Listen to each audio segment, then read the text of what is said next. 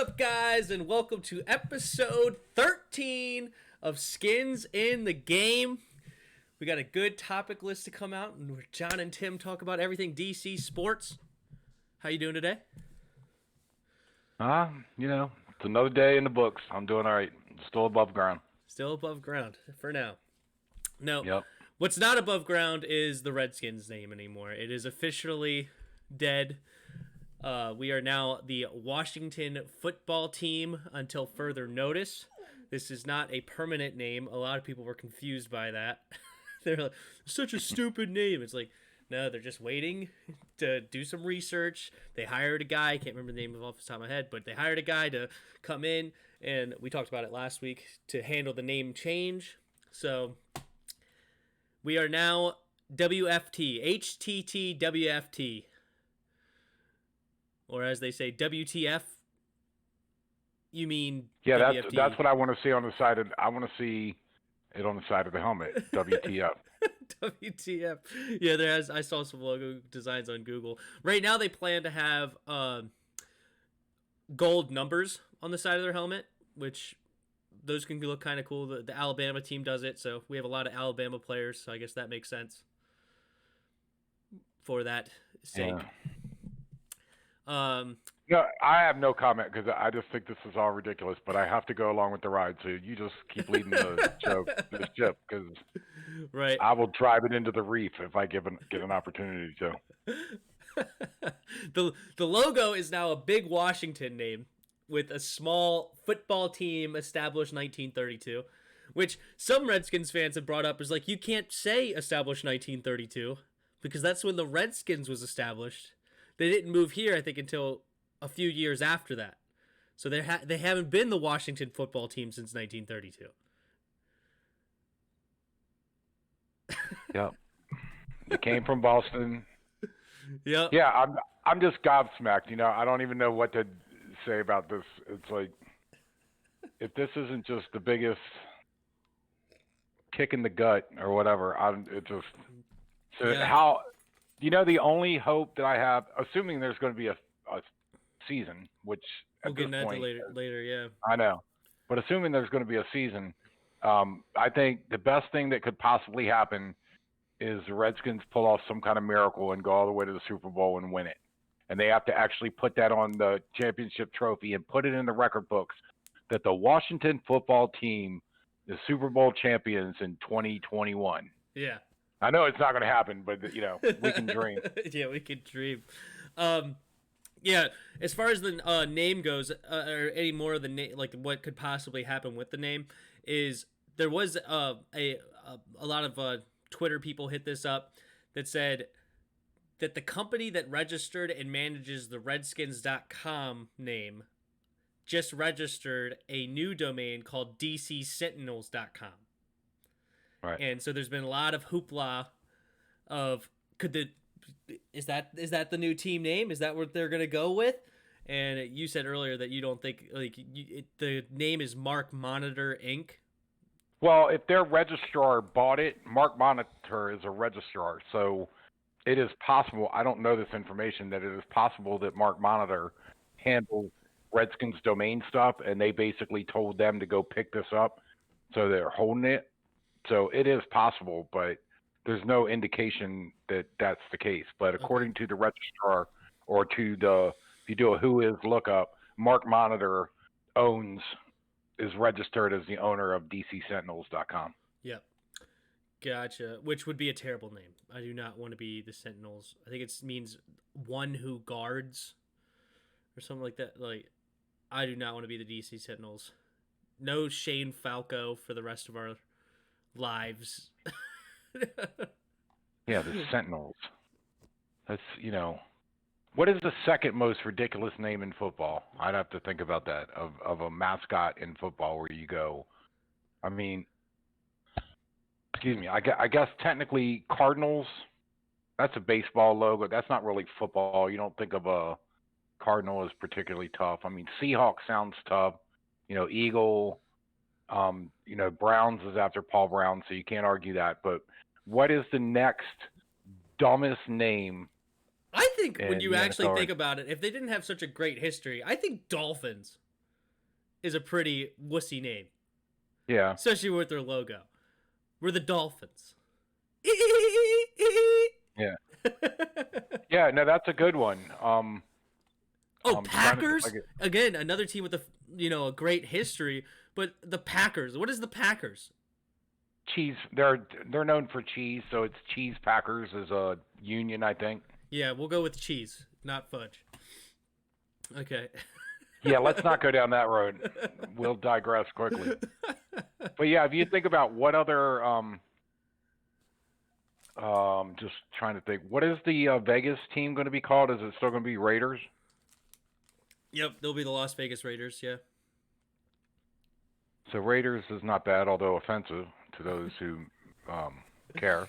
Yep. Everybody can Um, find.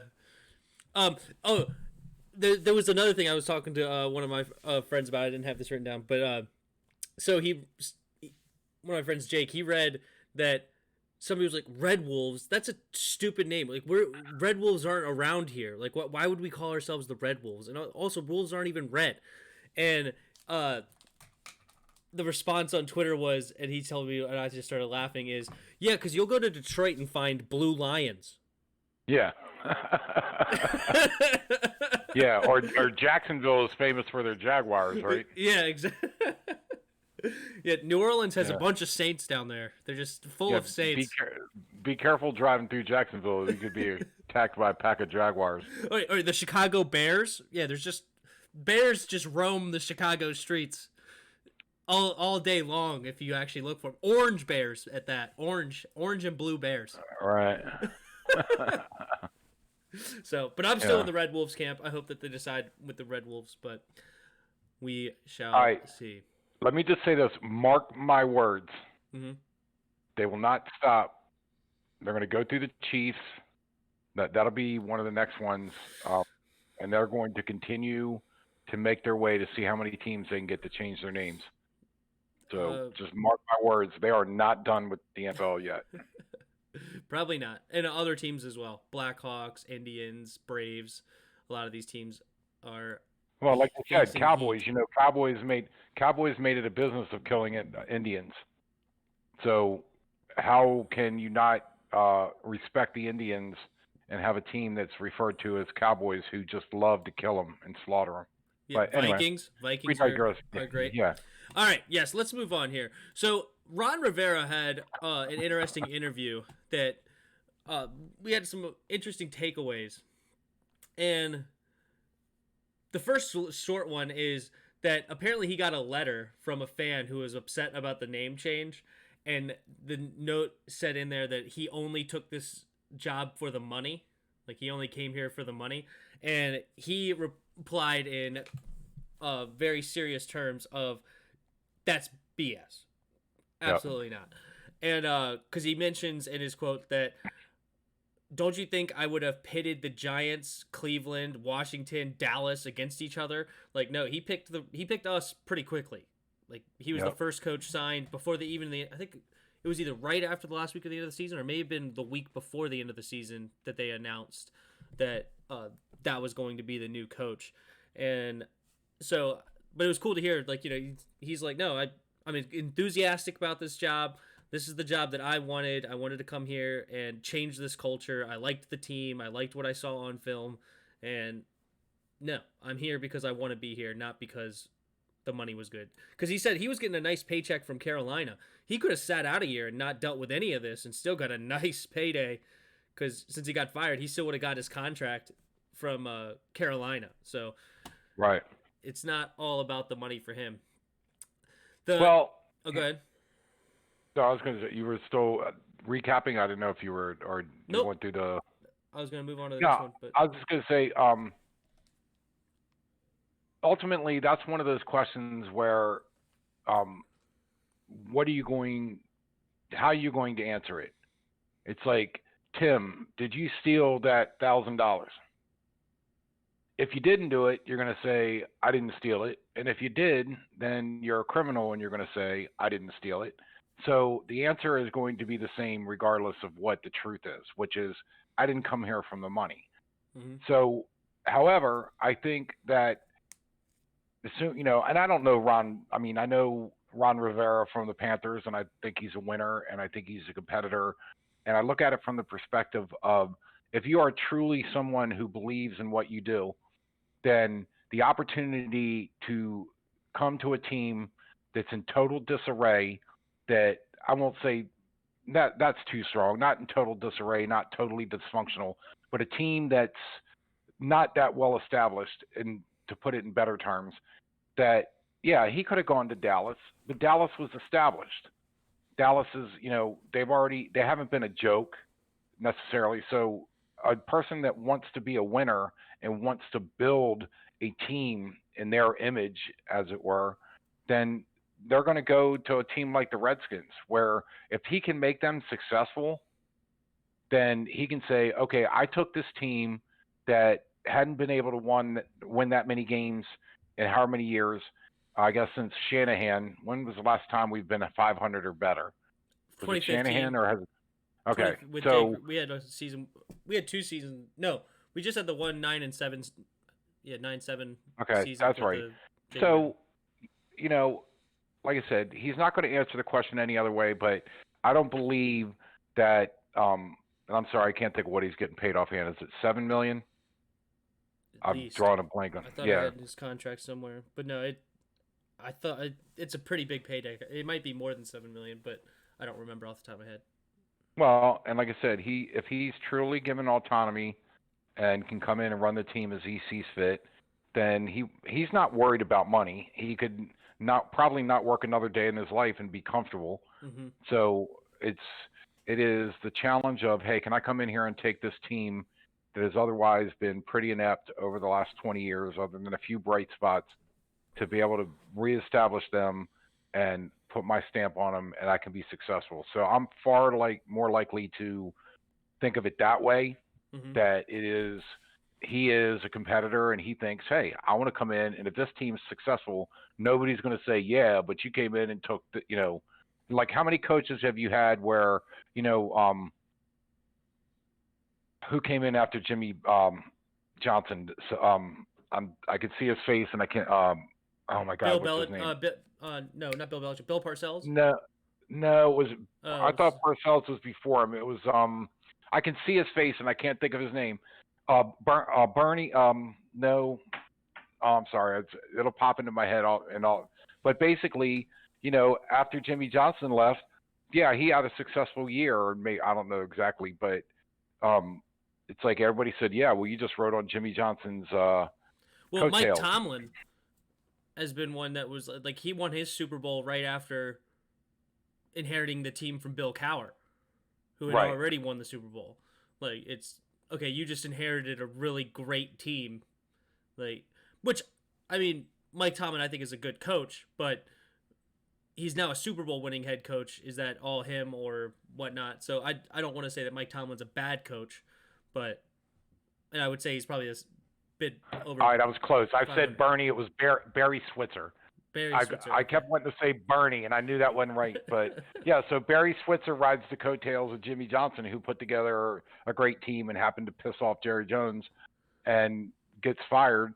And then they bring in Barry Switzer, and Barry Switzer looks like, oh, he's a genius. And then within a couple of years, he can't, So yeah, so if you think you're a good coach, you want to come into something that's nobody's going to say, you rode this or you rode that. I know that was one of the knocks, and I was switching to basketball, but with Phil Jackson, that he went to teams, although he was great from the mental standpoint of bringing winning out of them, but he didn't go to a team that was completely without talent or completely in disarray and build them from the ground up. He took a team that was already established and put them over the edge.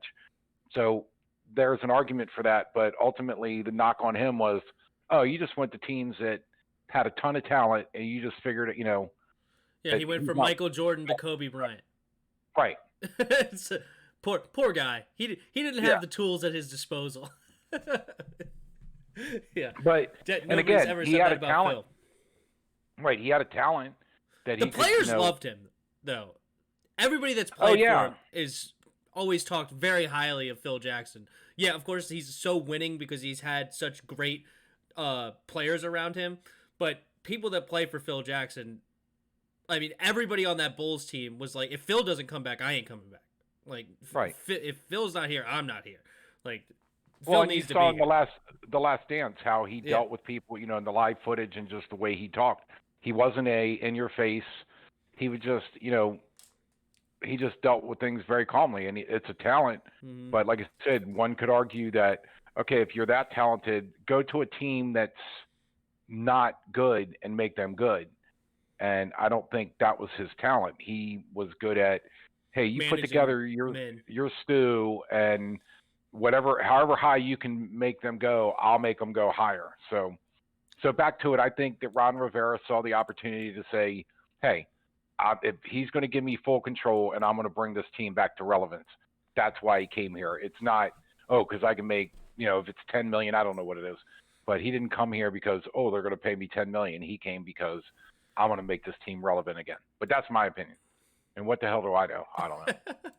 Well, that's all we're here for is our opinions.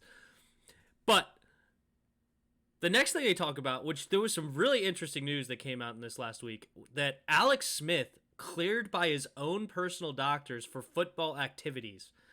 And Smith Yeah, I says saw that. the doctor said he has no limitations for his leg, like the bone in his leg. And which good for him. This is awesome. And he had a team's physical yesterday on Monday, July 27th, and him and Reuben Foster were both put on the physically unable to perform list. And Ron Rivera said, you can go out and work out and do all you want going straight ahead and sideways, but we have to see actual football movements before we clear them. So basically saying that practice is a part of the physical process. They don't just do a physical and then clear them to play. And what this tells me is that his personal doctors don't believe that re-injury is a serious concern, which is good news for him. But I don't think right now there's any way that his leg is strong enough for the NFL level. No. And understand that when you put a rod in a bone or to attach a bone, whatever the expression is, that once the bone heals and the break heals, you've got a rod in your leg. So it's probably stronger than yours or mine or anybody else's leg because it's got a steel rod in there holding stuff together. And it's also, if he was to get hit, to withstand a hit, you have a rod in there that's not going to break like your leg is. So I would argue that it's probably the bone itself or the lower leg itself is probably stronger. But that's as far as I'll go as far as the football. The bone What's might that? be, as you're saying, the bone might be stronger, but I don't know if the leg is stronger. Like the actual muscles that they put in there. Right. I know, but I think what they're saying is you can't cause further injury, that you're not more susceptible to breaking the leg again than the guy next to you. That doesn't that's the injury they're talking about, is you can't injure it worse because you're in no more of a risk than any of the guys next to you because, like I said, if anything, your bone's stronger than them because of what reinforcement's been put in. Right. So, but again, that's different than football, to your point earlier, of being ready to play football. So, yeah, I'm still in the camp that he is not going to come back and play. But if he does, what does this mean for the young Dwayne Haskins? So let's just say the hypothetical, Alex Smith gets cleared, all right, he is ready to play football at the NFL level. Do you start him week 1? No. I don't think Ron Rivera is going to start him. There would have to be something dramatic to happen. I think Scott, what's his name? Scott Turner is more likely to start over. If anybody's going to start over Dwayne, it's going to be Scott. No, Scott's the offensive coordinator. You mean Kyle Allen? I'm sorry, you're right. Kyle Allen. Yeah. Sorry, when you were saying that, I was like, wait a minute, is that? Yeah, you're right. But you threw me a curveball and got it by me, so. But no, I think Kyle. Well, when you said Scott, I thought you were going to start talking about the offensive coordinator. I didn't realize you were going to talk about the backup quarterback. That's what I meant. Sorry. Well, they're all from Carolina, so I got them mixed up. Yeah. But, I think that Kyle has a better chance than Alex if again, I'm not saying I believe it's going to happen, but he has a better chance than Alex to start ahead of Dwayne. I don't think you start Alex. If He's Alex a is healthy, you start Alex. Okay? He wins everywhere he goes, and we're trying to build a new culture, okay? And a winning culture. And if you have a quarterback the caliber of Alex Smith, who's literally won everywhere he's gone, yes, he's a game manager. Yes, he's not Aaron Rodgers. He's not Russell Wilson. He's not Pat Mahomes. He's not the top echelon of QBs. But what he does is he's the best game manager around. Like, maybe okay. behind I'm Tom not. Brady. Tom Brady is probably the best game manager of all time because nobody manages a game better than Tom Brady. Tom Brady's more than game manager, but I'm just saying, as a label game manager, Tom Brady would probably be the best one. But Alex Smith is up there in the game manager category, and I believe that's why he was a huge reason why we were 6-3. A lot of people don't think so. A lot of people think, oh, he was sucking it up and the defense was carrying him. If you go back I and don't look, agree. yeah, if you go back and look at the time of possessions in those games, he gave the defense time to rest, and the defense was a solid roster at that point. And if you gave them rest, they were a decent defensive football team, and I think he caused those tough wins. Dallas, Carolina, Green Bay. Like, those are 3 solid teams back in 2018 that he beat. And Yeah, I'm not arguing with anything you're saying. so if you want to change a winning culture and you put in the second-year quarterback, and I'll say this too, if Dwayne earns the job, I couldn't be happier. That's awesome. If he comes in and shows in practice that he's right there, step in step with Alex Smith, making all the right reads, making all the right calls at the line, making all the right throws, showing that yes, this is his team. He's being a great leader. By all means, start him. I'm not saying that I don't think that he's incapable of that, but I'm looking at a second-year Dwayne Haskins versus a 14-year vet or 13-year vet, whatever Alex Smith is. I don't see that on any planet that Dwayne Haskins is going to be at the caliber of Alex Smith being able to run an offense. So Not arguing any of that. right. So I say you start Alex Smith, and You're wrong. you You're start creating a winning culture. Because if you put in Dwayne Haskins and all of a sudden we go 1-3, 1-4, 1-5, or something like that, Then you put in Alex. That's what I was going to get to when you finish giving your point. Is there's an old saying that if you have a rookie quarterback or a second-year quarterback that's never played in a game, then you put the experienced guy ahead of him with the idea of if that guy falters, then you bring in your young quarterback and he has a chance to thrive. But if you start a quarterback and then he's been playing, and then you take him out and bring in the veteran, that you hurt his you do damage to his confidence. Dwayne Haskins has played. He's played reasonably well, and he's got a lot to learn, but he showed progression. He showed that the game is not too big for him and that he can manage a game. He's got a lot to learn, but at this point in time, with what he's done, if Ron Rivera comes in and says, okay, he's trying to build a culture. I understand that. Building takes time. But you also build, if this is going to be your quarterback, if he's not, then get rid of him. Let Alex Smith start. But if Dwayne Haskins is your future, you have got to let him start this season and show that he can progress over what he did the last year. If you don't even give him a chance to start because you got a 14-year veteran showing him things in practice or showing him things in practice that Dwayne doesn't know, and they're like, oh, well, Alex Smith knows this, we got to start him, you're going to mess with his psyche. So you have to. I don't buy that. I don't buy that at all.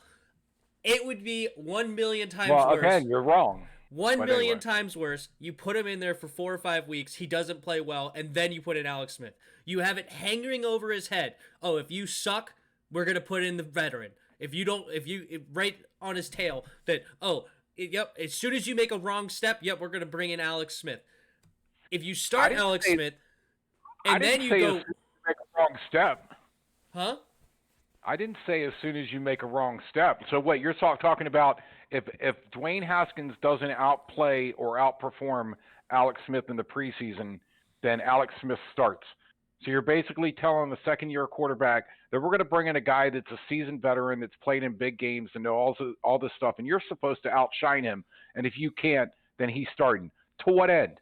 You think Alex Smith is going to take him anywhere this year? Do you? Are we making the playoffs? I think he'll win games. I think my 6-10 turns into an 8-8 at least, maybe a possible 9-7. Okay, still probably not in the playoffs. It'll be a tough playoff spot at 9 wins. I think that the NFC is going to have two 10-win teams at the wild card. So yes, you don't make the playoffs, but you put your team in the mix, and there's a whole other angle that I'm going to go with in a second, but it starts a winning culture that I'm putting the best players on the field at all times. I don't care what your name is. I don't care who you are. I'm putting in the best player at the time. And Alex Smith is a better quarterback than Dwayne Haskins today. Now, can Dwayne Haskins turn into a better quarterback? Absolutely. But today, Alex Smith is the better quarterback. I'm playing Alex Smith. Alex Smith started over Pat Mahomes in his rookie season, and he came out and freaking crushed it season 2. Right? Like, he probably believed that he was a better quarterback than Alex Smith, but Alex Smith is a proven veteran. Of course we're going to play him. I don't care you were a first-round pick. You're sitting on the bench. Same thing with Dwayne Haskins. Mahomes hadn't played yet. No, Mahomes had not played yet. Mahomes had not played a game yet. Dwayne Haskins has been in, has shown promise, has led the team to victory, has shown progression, and if you don't give him the opportunity to play, barring something, I mean, if it's dramatic where Dwayne can't figure out Ron Rivera or what's his Scott we Turner. have an example already in our organization. Kirk Cousins started games. Okay? Kirk Cousins started games, and then he was benched for Colt McCoy, of all people. Not even a freaking good player. And RG3. But by the end of the next season, he was the proven starter. I've earned this job, and now I'm the starter for all 16 games in 2015.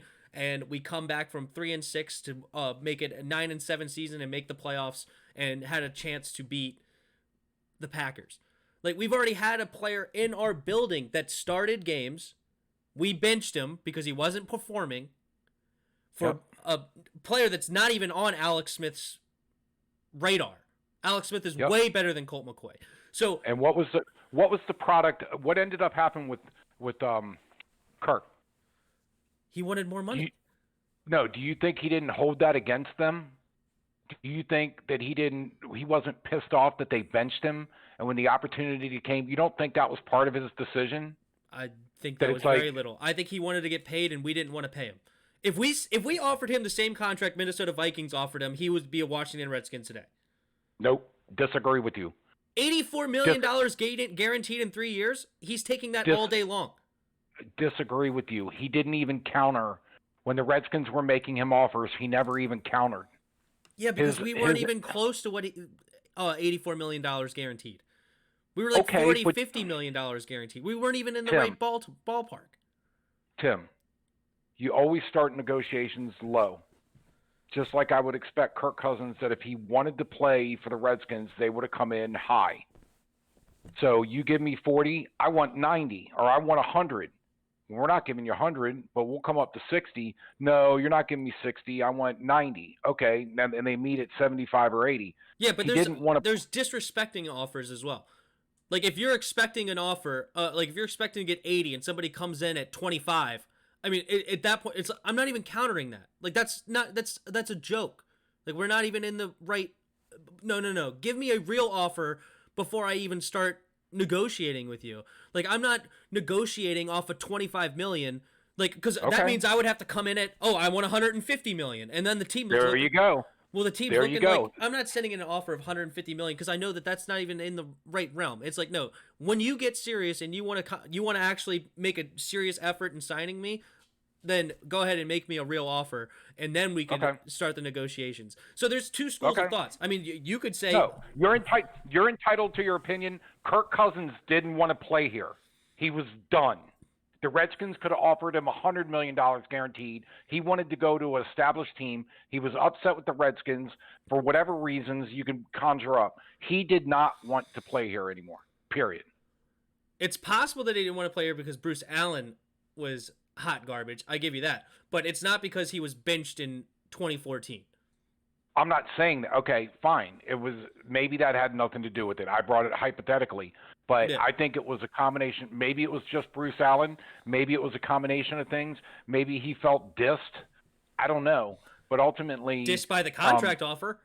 Yeah. Okay. I don't think so. How's it working out for Minnesota paying him that much money?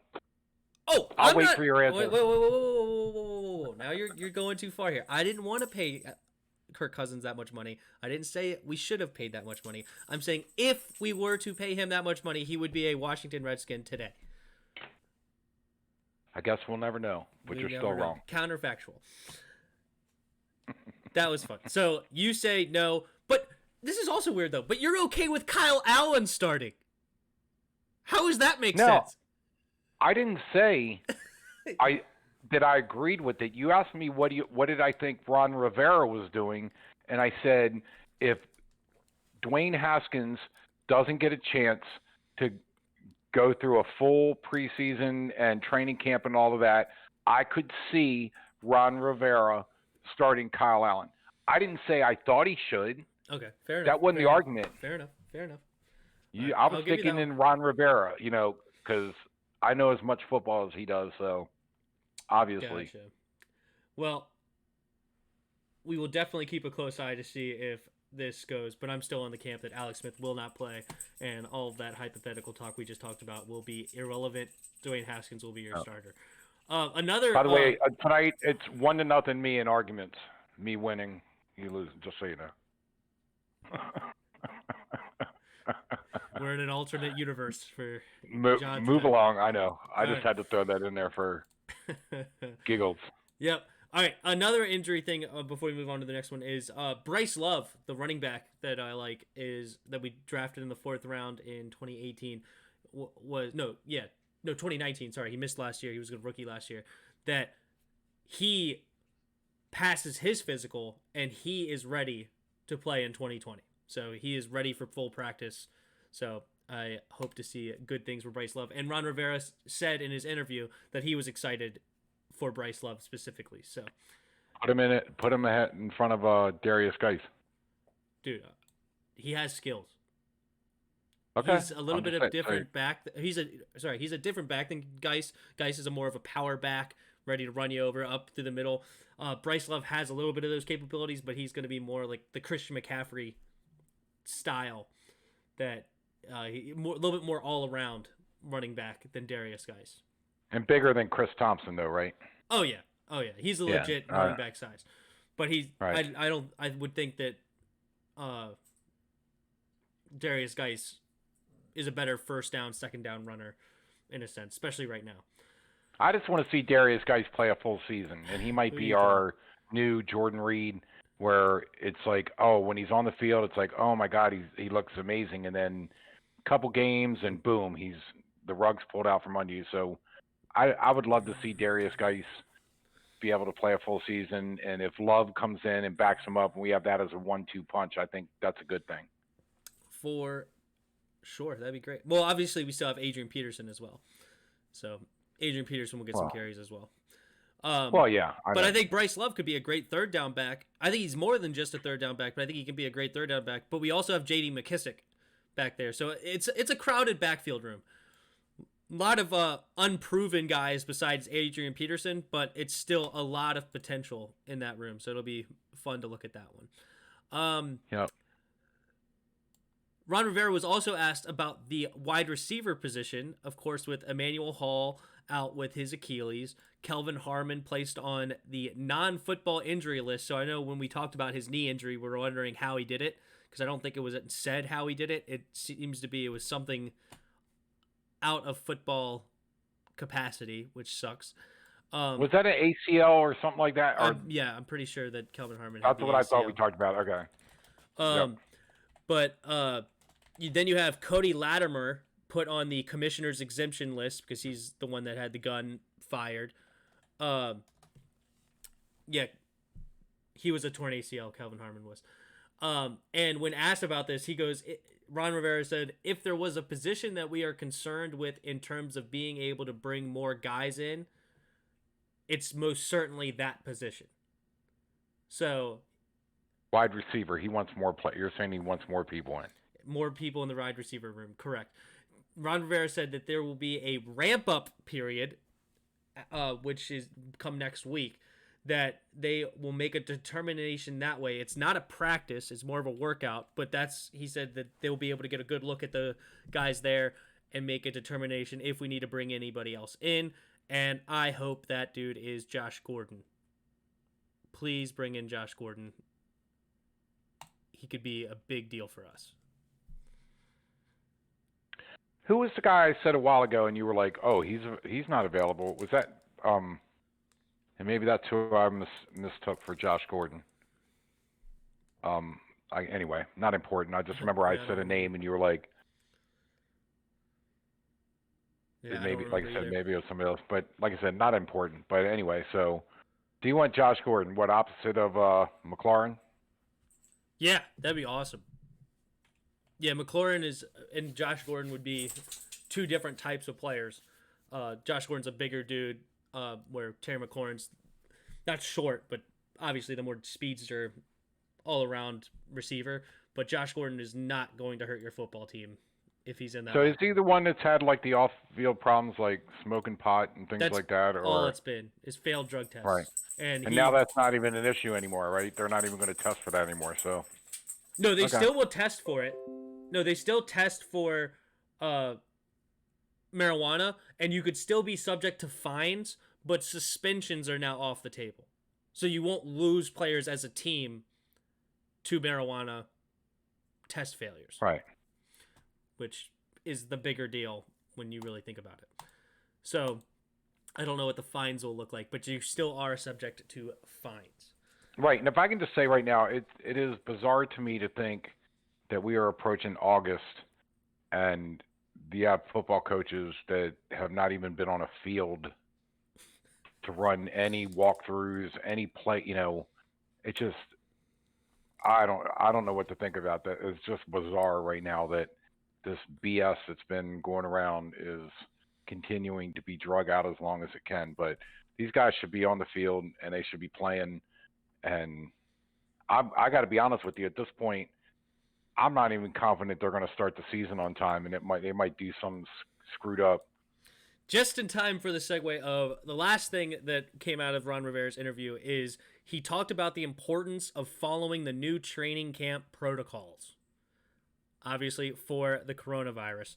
And this is becoming a huge deal because already 24 players from the NFL have opted to drop out for the 2020 season. So the NFL and the NFL Players Association have agreed on a dropout option for the 2020 season. So there's people with no risk, no medical risk that still are allowed to drop out. You get $150,000 for the year, but the contract extends your contract extends another year. So you don't get to go towards free agents for this. So if you drop out, you're on a 3-year contract. You're going to have to honor that 3-year contract starting next year. Well, to the extent that they honor them, but I know what you're saying. Yeah, well, the team still has the option to keep you for 3 more years. Like, you don't get to go to free agency in 2 years after this and treat this as if you had a season under your belt. That's not the case. No, I was just being sarcastic. Yeah. I know what you're saying. But unless they decide to sit out because they don't want to play, but that's another subject. But for sure. So $150,000 to sit out. Yes. Correct. So that's regardless of whether or not you're a $20 million a year player or a $1 million year player. You get the same number. That's what it says. Because in theory, like that your contract, your $20 million contract or whatever, you're still gonna get that next year and like the next 3 years after that. Because like that contract, this has nothing to do with your contract. Your contract's basically nulled for this season. You're getting $150,000 from the NFL, and your contract will restart next season. No, I get what you're saying. Yeah. I'm trying to think about this though, because if I'm a guy making 275,000, or what's the minimum? Is it 300? I think it's higher than that. Uh, I think it's like 550. I didn't think it was that high, but I could be wrong. I know things change quick, but if I'm making the minimum, and 510,000. What is it? A player with less than 1 year NFL experience is set to earn $510,000, and the number rises to 610 if the new deal is signed in 2020. Wow, okay, yeah, that's jumped up because I know not all that long ago I think it was down closer to 3. Mm-hmm. But my point being is, it's like, okay, so the guy that's making $20 million a year is going to be compelled to play because he wants his $20 million. Yeah, you could say, hey, defer it for a year, and maybe they'll want to do that. But you basically have the guy making the big bucks is going to be compelled to play because he doesn't want to take a drop in salary for a year for $150,000, and especially with they're probably living large and need that money coming in. And then secondly, the guy that's making the minimum, you could say, well, you could take a year off and get paid 150. But in most cases, those guys that are making a minimum, there's no guarantee they're going to come back next year. So if they take a year off, they might be forgotten. Right. You know what I'm saying? So they're going to be compelled to play because I'm a nobody, and if I don't come back in the same breath though, if you're under contract in the NFL and you opt out, your contract's still there next season. So it's not like you're not gonna have to hunt for a contract the next year. It's like, no, my contract is already with the Washington. Now Washington can get rid of me. The Redskins get rid of me, but it's not up to but you don't have to find a new contract, which is still good for these players. Because there is one Washington player that dropped, and that is Caleb Brantley. But Caleb Brantley is listed as a high-risk dropout. So there's a list of CDC, what do you call it, comorbidities or whatever, where if you have one of these... diabetic or something? I didn't actually see which one he was, but I did see that he was listed as a high-risk dropout. So he will receive, for dropping out, an accrued season towards free agency. So he will still get a year towards, so the exact opposite we were just talking about. So the year will count for him. Correct. Right. He will get all league benefits still from the league, and he will get a minimum salary credit for the accredited season. So he'll get basically the minimum salary for this season. So he'll get $510,000 for sitting out. But he's a high risk individual, and so on. But the big story right now is the Patriots. Have you heard anything about these Patriots? I've read a little bits here and there. Yeah. But 6 Patriots have already dropped out for the 2020 season, and it's names like Dante Hightower and Patrick Chung, like 2 starters on the defense that have opted to drop out. Like, that could be huge for the Patriots to start losing starters, and this could start a trend, just like you were talking about, that some high-paid players could opt, no, you're not taking this corona seriously enough. We are not hopping in, and this could turn into a big deal for the NFL if some more high-profile players are starting to drop out. Yeah, I mean, think about it this way. What if you treat it as a strike year and everybody that decides they're going to strike still gets paid $150,000 as opposed to a strike where you don't get paid anything? So yeah, this could be a great opportunity for them for sure.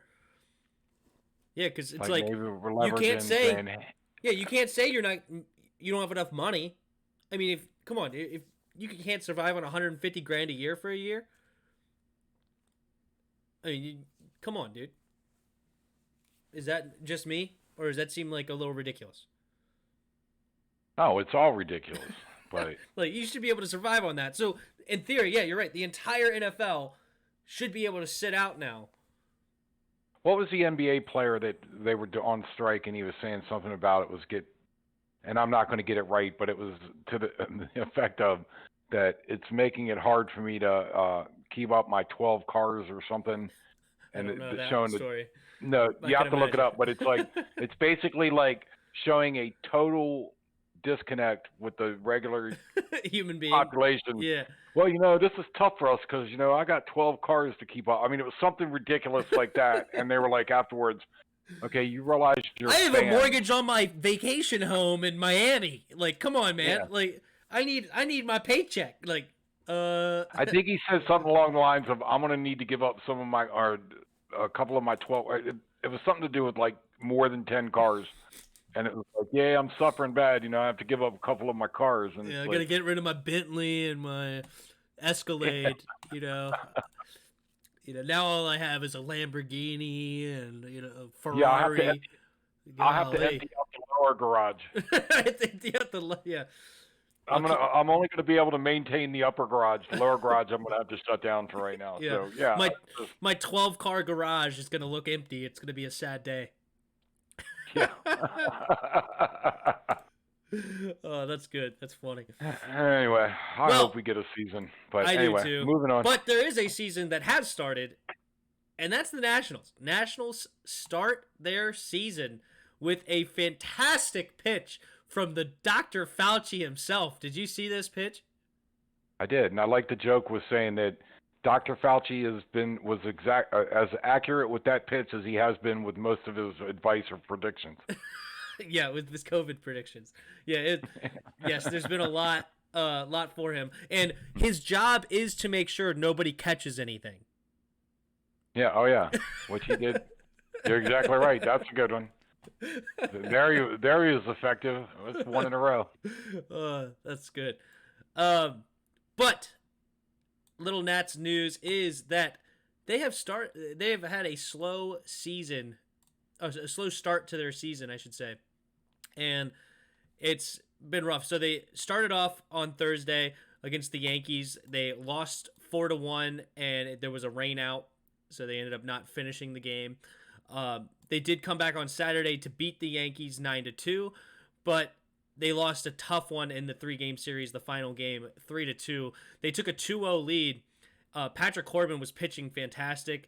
He had 8 strikeouts, scoreless through 6th innings, and he did give up a home run in the 7th, which caused a change, and then Harris and Doolittle both came in and gave up an earned run, which, of course, lost the game 3-2. So that was a tough one. Then they lost to the Blue Jays 4-1 on Sunday, and on Monday, excuse me, they are currently losing 3-1 as of the time of this recording to the Blue Jays again. It's the 6th inning with 2 outs. So, all right, I have a couple quick comments. I heard, didn't corroborate this. It was on Facebook or somebody posting that Juan Soto tested positive. I think it was Juan Soto. Mm-hmm. The guy is strong and in perfectly good shape. I have no doubt that he's going to recover whatever he has very quickly. And then the second thing I wanted to just throw in there is I happened to be out Friday eating dinner, and I noticed on the TV the Mets were playing. I think it was the Braves, and the Mets were at home. And I saw the most hilarious thing that I'd seen. Well, 2 things there. One, the first 4 or 5 rows of the stadium, they had covers over the seats that were pictures of people. Mm-hmm. Yes, and one was a dog, but they were like showing the seat. So it's like when you're looking at the batter and you see the seats behind them, it's like, okay, do they think I think people are in those seats? And then the second thing that made me laugh out loud was their mascot, which is like the baseball head. I don't even know if he's a mascot or whatever, but he had a mask on.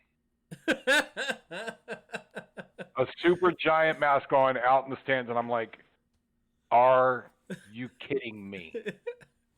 We have a mascot, a guy in a head that's about this big. Hey, it's a mask.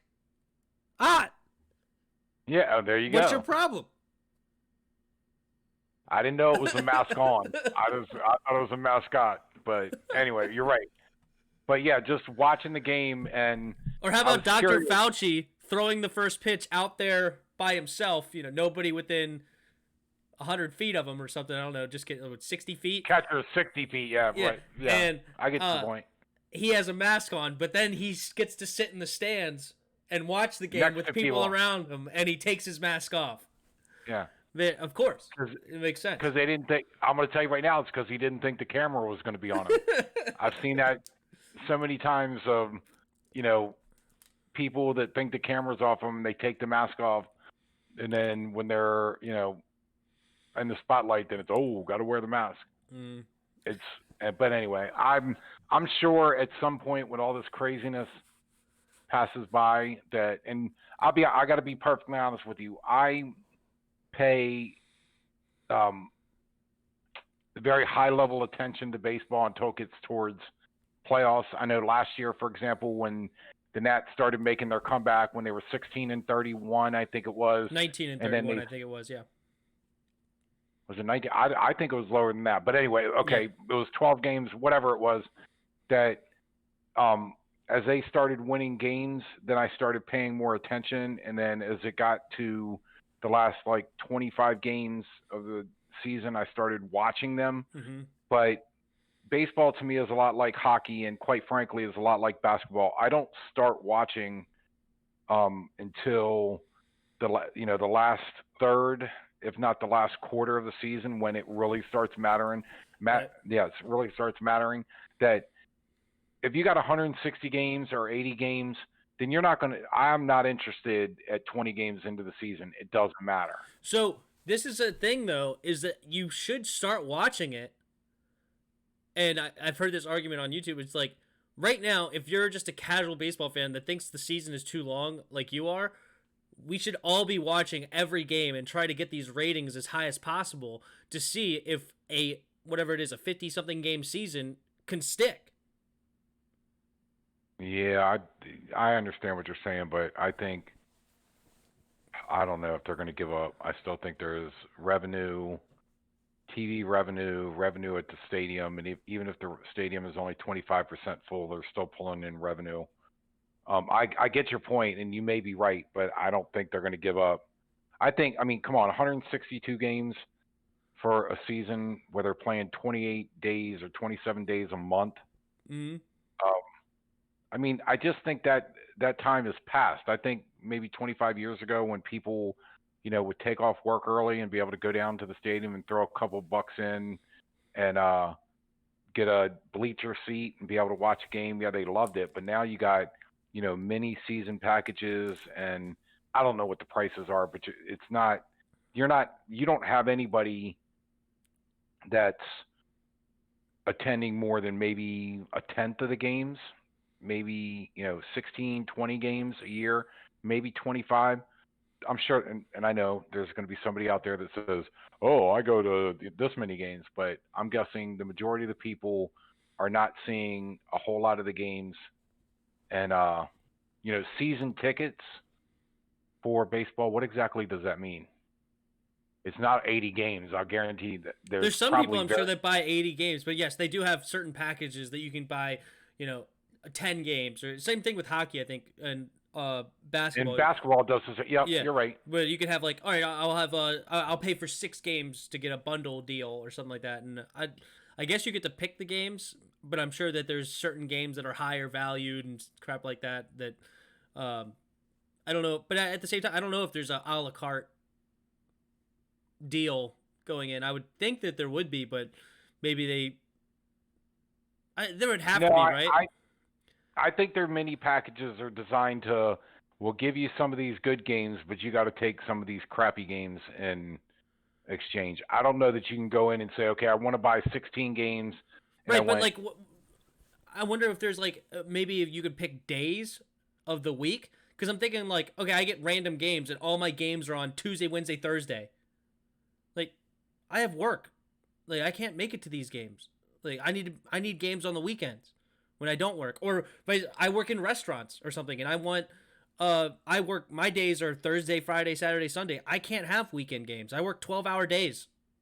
I see on those days. I can't just have random games. I need to be able to pick which days I'm allowed to go. And yeah, but quite honestly, Tim, I think if in that situation that you're buying a ticket the day of to go to the game, that you're not necessarily wanting the same seats. And again, I could be wrong, but I'm thinking if you're somebody that is interested in having the same seats and the same location, that you're more likely to be, and I'm just going to say, I don't mean any judgment or anything. It's just a fact of life that a person that's working in a restaurant or that is a lower income person is not likely to be buying a package of tickets where Yeah, I can only go on the weekends. The waiter is probably not doing it, but the branch or the store manager or the restaurant manager that's pulling in 60, 70 grand a year or something like that, maybe manages multiple restaurants, or the top chef or something like that. It's like that I'm working Thursday, Friday, Saturday, Sunday nights because this is my deal where I'm making good money. That maybe even more than 67. I have no idea. But yes, obviously I'm not talking about the bus boy that's ordering season tickets and needs to work around his schedule. But there's certain professions that could make enough money to purchase season tickets for, and also like I'm talking about 6 games, 10 games. You know, like you're talking less than $1,000. I'm sure they're like $500 probably less. For a well, and you're also talking games. about it. It would have a lot to do with the popularity of the time. And probably early last year, you could get any season package you wanted with the Nationals. They were, they were losing, they sucked, and I'm lost sure Bryce you could Harper. say, like they lost a big face of the team. Yeah. Which, first of all, I think is the best move that they ever made, but that's another subject. But financially, at the time, it probably wasn't good. I mean, a lot of people were interested in Bryce Harper. So you lose Bryce Harper in the beginning. I bet that hurt the financials a little bit. But I don't know. It might have, but I like the Nationals a little bit better after they let Bryce Harper go, and that's from a very casual fan. But anyway, I just want to ask you something before we jump off of here. That was it you that I heard it from that they've canceled all preseason now? Yes, the preseason is. Oh, I forgot to mention that on the earlier. Yes, that's a big deal for us as a young team. I forgot to. It's a big deal for us as a season ticket holder. They better give me my 2 games back. I'm expecting a refund, so I have to look into that. That's true too. Yes, you will not. There will be no season. But you may be getting a refund for the entire year. So, or a. Well, that's. I doubt you'll get a refund. I bet you're gonna get some sort of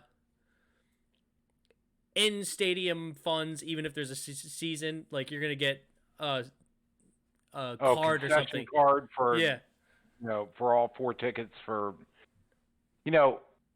It's interesting when you were talking about that the shortened season for baseball might not stick. I just had the thought that starting the season with no preseason might stick too. The NFL.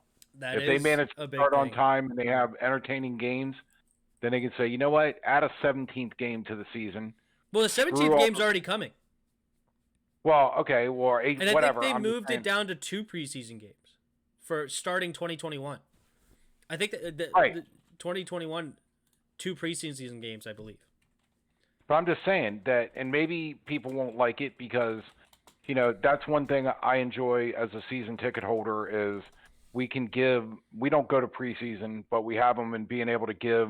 One time, a friend of mine, daughter was going to do this Redskins cheerleader thing on the field, and she was looking around for tickets, and I happened to, at that time, we hadn't given our tickets to anybody, and it was like, hey, I got tickets for you.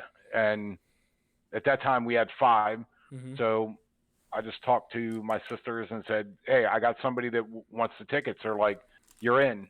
And because I know, Jean's friends have done it. My other sister's friends have done it. And so I was able to come to her. I was like, I got tickets for you for her and her mom and her brother. And they had 5 people that it's like, here you go. And she was like, how much? It's like, no, just go. I don't go to season games, preseason games. I know you've gone to preseason games. I think that's great. But the ability, that's kind of fun for me. I've been going for the last 4 or 5 years now every preseason game. Yeah. But that's kind of fun for me to be able to just say, you know what, we have to pay for them. I look at it as I pay the price for 8 tickets, and to be able to give people those tickets and just, hey, go have fun and enjoy it. That's kind of fun. So maybe to that extent, I wouldn't necessarily like the preseason going away. But what if this year they start on time and they have a great season and everybody loves it, and they're like, hey, screw the preseason. Let's just extend the season, the regular season, and screw this. Oh, we're going to play the starters for 1 quarter and 2 quarters and 3 quarters, and then they're going to sit out. Anyway, it'll be interesting to know or to see. For sure. Well, that is a show, episode 13 in the books. Thank you for sticking around till the end. Please put some comments down there in the comment section if you have anything to say. And also, what's up? I was just going to say, make sure you put in the comments that Tim was wrong and I was right.